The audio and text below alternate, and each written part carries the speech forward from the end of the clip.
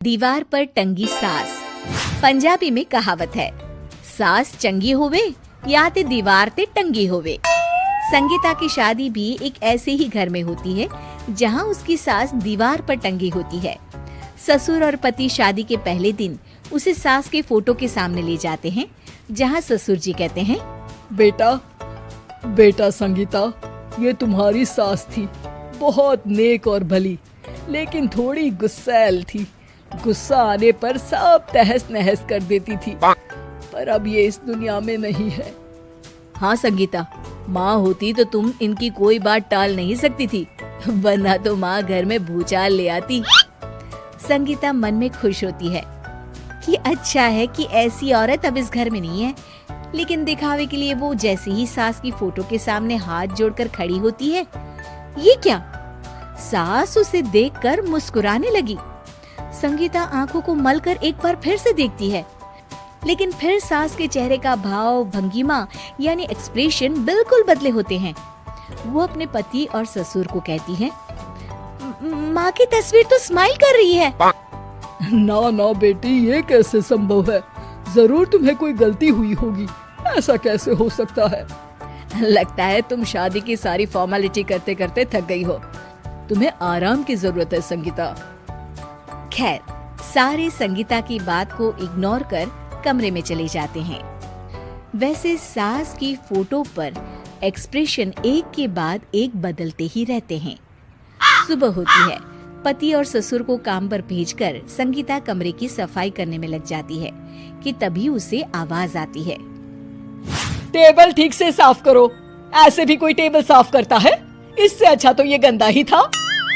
किसी औरत की आवाज सुन संगीता दंग रह जाती है और सोचने लगती है कि आवाज कहाँ से आई।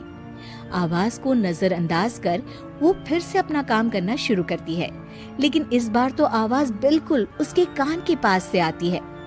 मेरा घर है ये, जब तक मैं थी चमका कर रखती थी, हर एक चीज शीशे की तरह थी। तुम्हें तो ना सफाई आती है ना कुछ पता है। क्यों तुम्हें मेरे घर की जिम्मेदारी दे दी गई है? पता नहीं तुम में मेरे बेटे को क्या दिखाई दिया। मैं होती तो एक से बढ़कर एक लड़कियों की लाइन लगा देती। अब संगीता को समझने में देर नहीं लगी कि ये आवाज किसी और की नहीं बल्कि उसकी सास की है, जो दीवार पर टंगी है। वो उसके पास जाती है और कहती है, नमस्ते सासू माँ, मुझे तो कल ही लग रहा था कि दीवार में कुछ काला है। वो दीवार नहीं, दाल होती है पगली। सही पकड़े हैं सासू माँ। तो क्या हो गया आपको जो आप यहाँ भी चैन से नहीं बैठी हैं?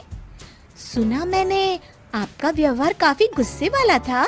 चुप रह तू, ज्यादा बकर बकर ना कर। घर का काम करना तो आता नहीं, आई है मुझसे बहस करने। हाँ देखिए सासू माँ, मैं आपसे साफ साफ कह देती हूँ, मुझसे पंगा लेने की कोशिश मत करिएगा। तभी पीछे से संगीता का पति आता है। अरे संगीता, किससे बात कर रही हो? कौन है वहाँ? संगीता की सास की फोटो फिर से पहले जैसी हो जाती है। आपकी माँ से कह रही थी कि मुझे काम करना आता।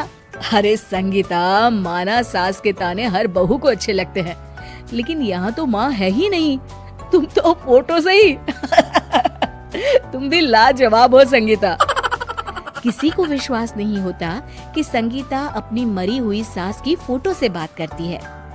वहीं आए दिन संगीता की सास संगीता को किसी न किसी बात पर आते जाते ताने देती। संगीता को भी अब सास के तानों और उनसे बात करने की आदत हो गई। वो कभी खानदान की कहानी तो कभी तीज त्योहार कैसे मनाए या किसी व्यंजन की रेसिपी सास से ही पूछती।